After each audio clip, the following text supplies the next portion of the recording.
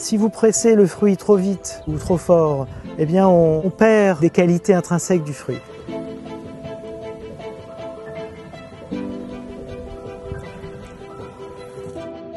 Ce jus, on essaie de ne pas l'abîmer pour pouvoir faire ce dont on rêve. En fait, c'est de cueillir le plus beau raisin et de le mettre dans la bouteille.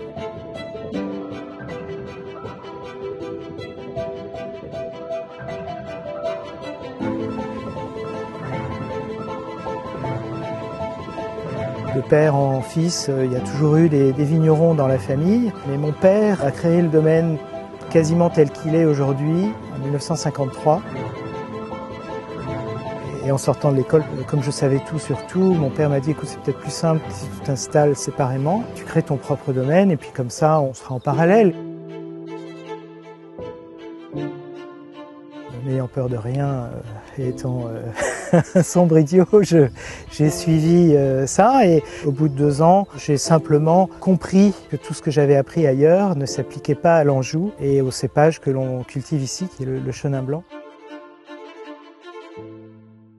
J'ai eu beaucoup de chance parce que mon père était déjà précurseur dans sa façon d'appréhender la culture du vignoble. Moi, on m'a dit à l'école, la vigne aime bien souffrir et moi je pense pas ça. Il faut que la vigne puisse pousser et être bien, qu'elle ait de l'espace, qu'elle ait le plus de soleil possible pour faire mûrir ses raisins. Donc c'est pour ça qu'aujourd'hui on conduit notre vignoble d'une façon qui n'est pas courante en France.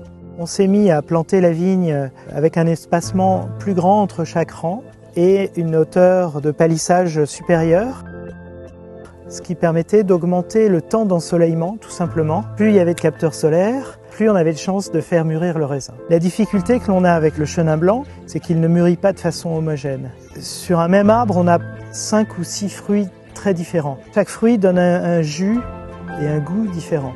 C'est déjà le reflet de ce que va devenir le vin. Ça ne s'apprend pas dans les livres, ça. C'est quelque chose de physique et de sensuel. Mon souci, à partir du moment où on cueille le grain, on risque d'abîmer le fruit. Il faut faire très attention à tout ce que l'on fait jusqu'à la mise en bouteille. Donc ce qui est très important, c'est la cueillette, choisir le bon fruit, le pressurage, sortir le jus du fruit d'une façon intelligente, respectueuse des cellules du fruit, pour pouvoir fractionner les différents jus de ce même fruit. Boucher la bouteille avec un bouchon qui n'est qu'un morceau de bois, c'est de l'inconscience. On a choisi de boucher tous nos vins avec des capsules à vis pour éviter toutes les déviations aromatiques que l'on avait avec le liège ou les ersatz de liège.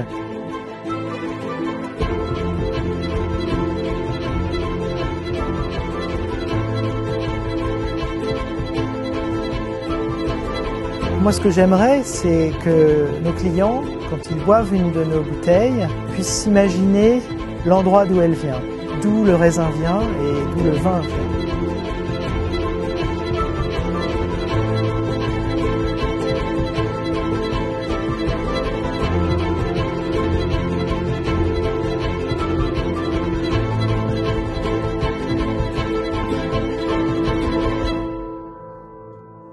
C'est juste le fruit dans sa pureté.